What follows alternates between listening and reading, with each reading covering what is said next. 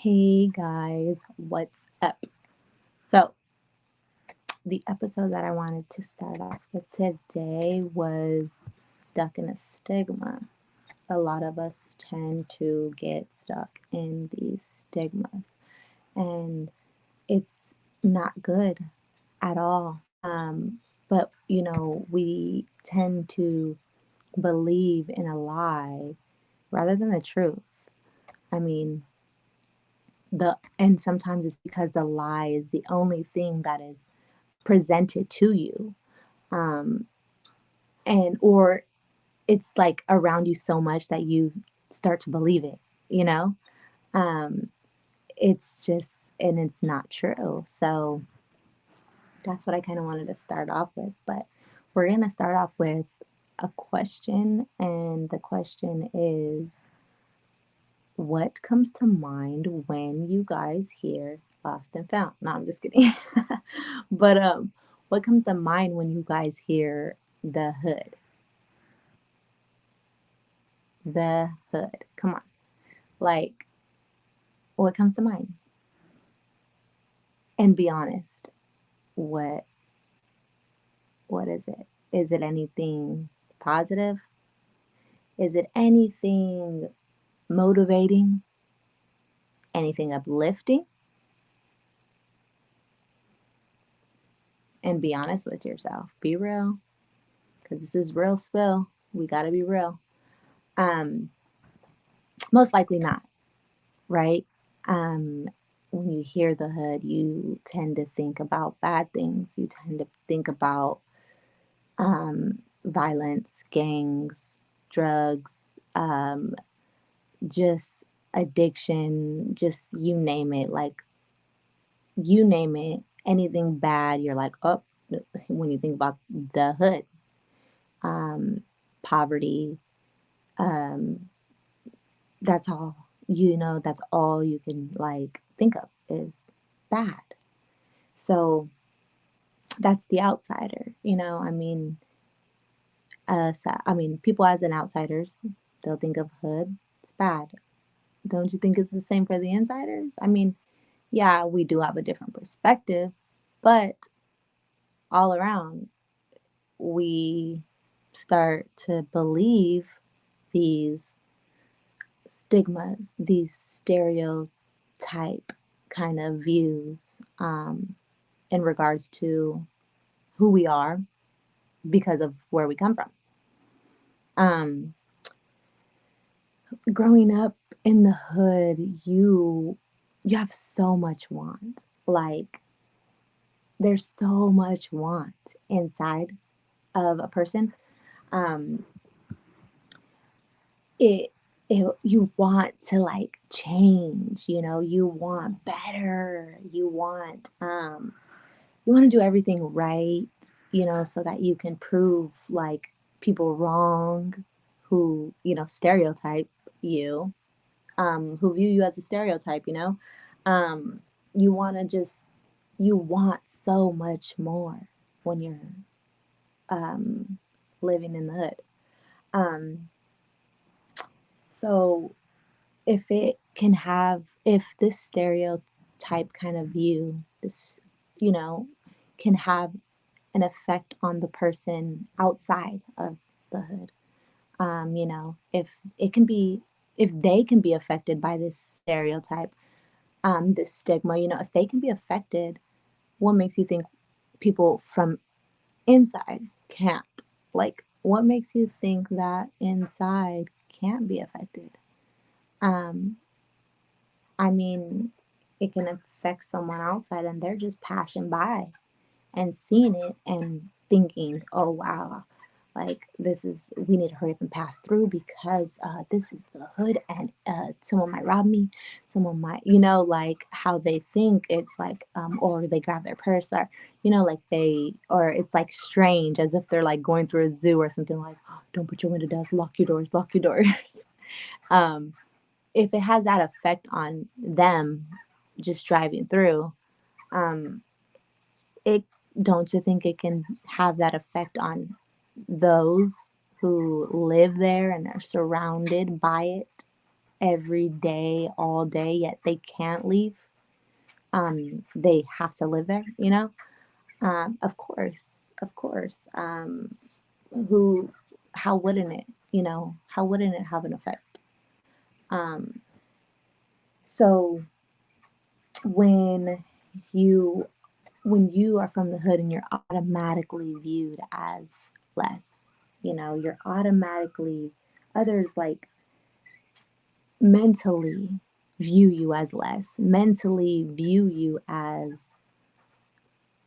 the same as every like crime. Oh, that person is from the hood, they're no good, they automatically categorize you into a stereotype, um, and it's not right. It's not right, but they are believing a lie. And it's kind of messed up because we believe the lie too. And so there's two people from two different walks of lives that are both believing a lie. And it's not the truth, but it all starts with how we think. And so it's like, guess what happens next? If it starts with how we think, I mean, if it starts with an outsider's way of thinking and then an insider, someone who lives in the hood, um, if it starts with how we think, then guess what happens? We begin to believe, you know, these things, and we begin to, how we want so much when we're in the hood, we want better, we want more, but we begin to accept less. We begin to settle for less. Um, why? Why do we do that? I mean, because our minds, our abilities, our, our achievement, it cripples. It begins to cripple us. This stereotype, this stigma, it begins to cripple us sometimes. If you're hearing something so much, you start to believe it. So, of course, it can have an effect on someone's mind. Of course, it can have an effect on someone's abilities to reach, and do good, rather than just staying the same and becoming a statistic. We don't want that. We don't want to. We're not like, yes, we're going to be a statistic. Yes, oh, we're going to be just like this person. No, it's not our plan. It's just what we see, and we don't see any different. We don't see any better. So we become, you know, the same. So, I mean, those lies ultimately like shrink the way we think over time. Because, I mean, if you can have the ability of to do that for someone else who doesn't live in the hood, then why couldn't it have that same effect, that same ability to do it to us who do live in the hood?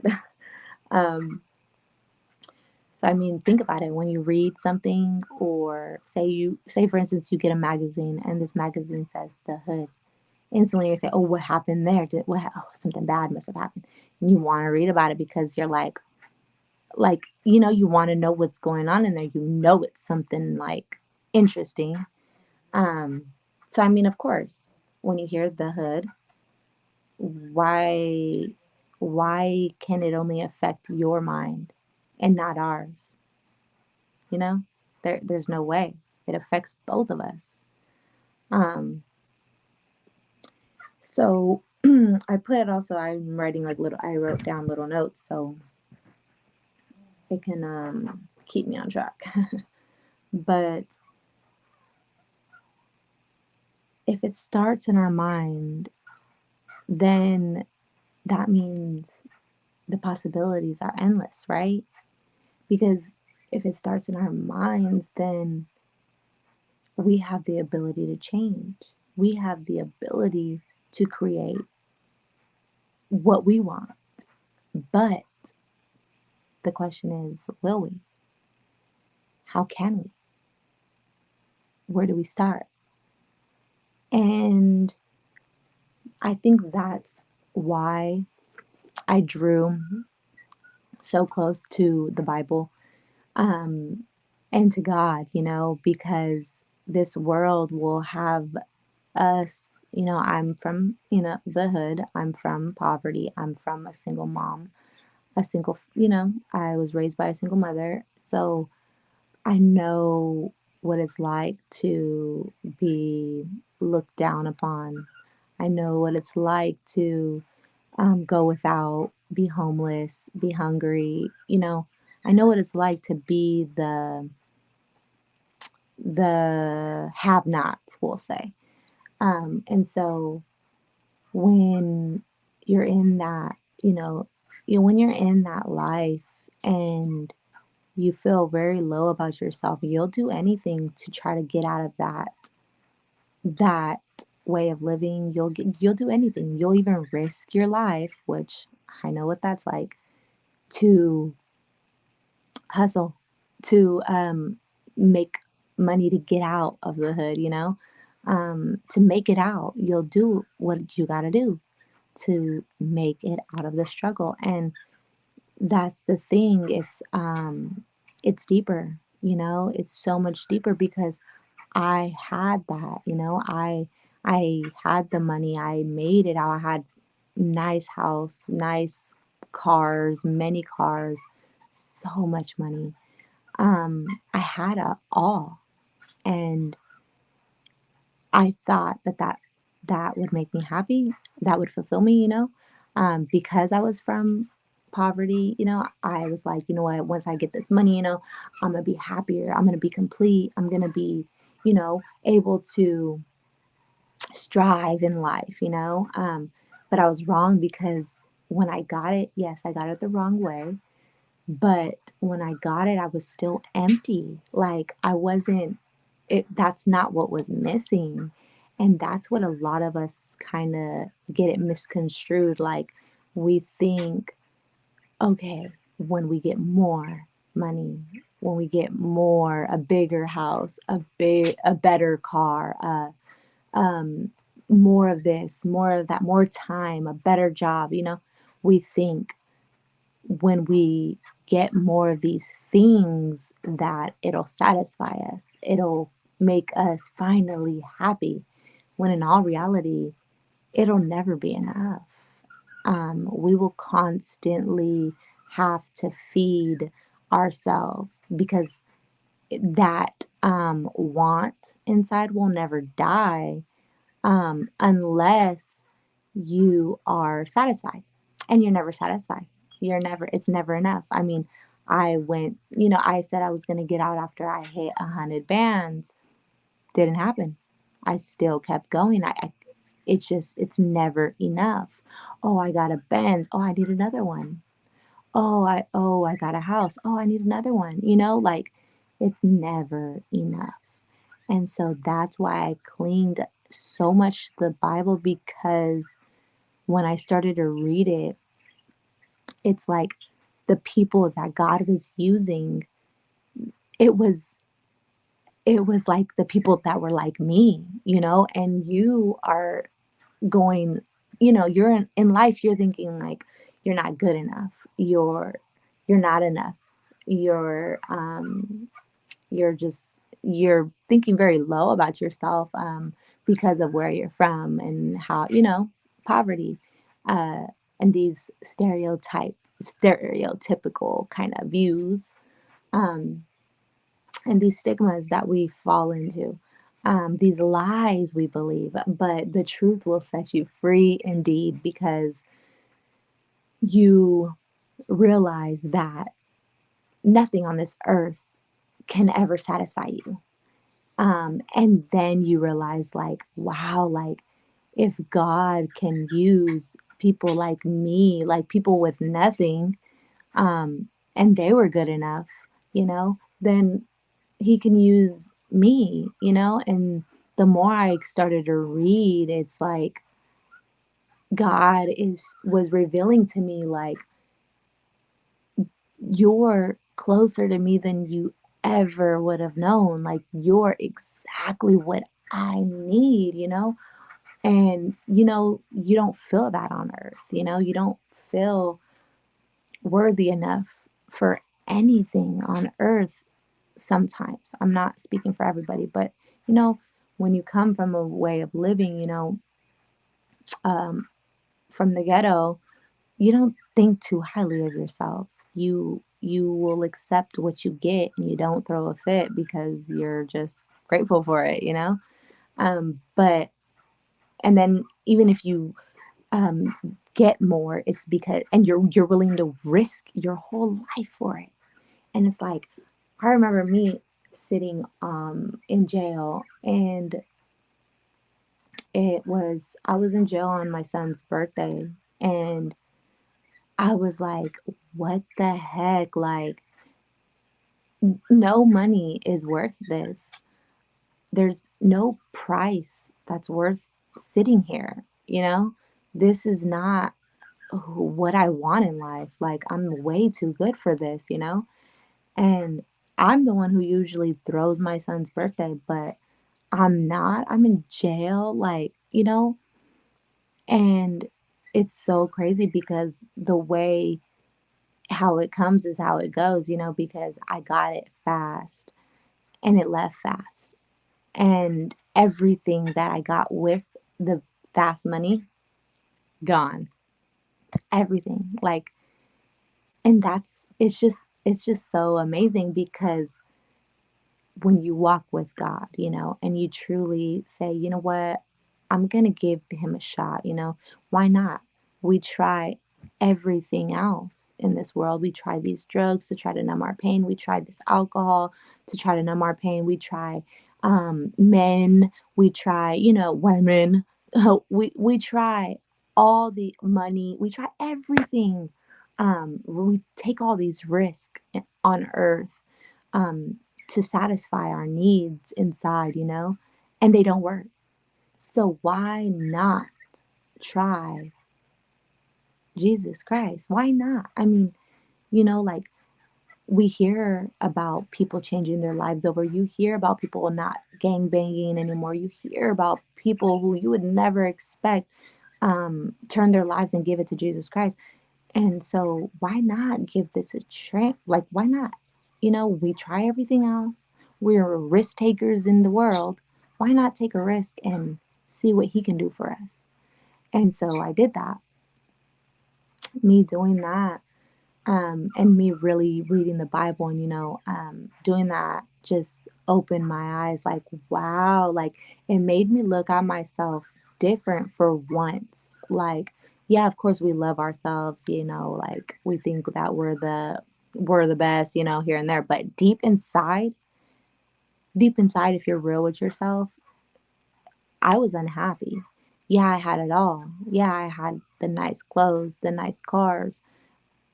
I had it all, but I was miserable. I was drinking, I was smoking, I was trying to numb something inside of me, but it wasn't numbing. It wasn't going away. And that's how I knew, like, there's so much more than this. Like, blunts burn out and bottles go dry. Like, and when I can't afford to get high or drunk anymore, I'm mad. So it's like nothing that I could buy could ever cure that emptiness inside until Jesus Christ. And so the more I started reading, um, the more I started seeing how was using these people who were just like me, who didn't have anything to offer, weren't from the greatest, like Jesus. Look who he picked for Jesus. Like, he picked a teenage girl and a carpenter, and they had Jesus in a barn. You know what I'm saying? In a manger. Like, he wasn't born in a mansion. And his parents even weren't even prepared. They didn't even have like a house, or they weren't ready. They weren't ready at all. Yet he gave Jesus to them. And they didn't have the best career, the best job, they didn't even know each other. But he'll use those things that the world looks down on. He'll use it um to to for his greatness. And that's what I like, wow, that's what really like grabbed my attention. It was like, wow, like I'm everything. Like I'm you look at me so different than how I've looked at myself and how others viewed me, and and you find real love.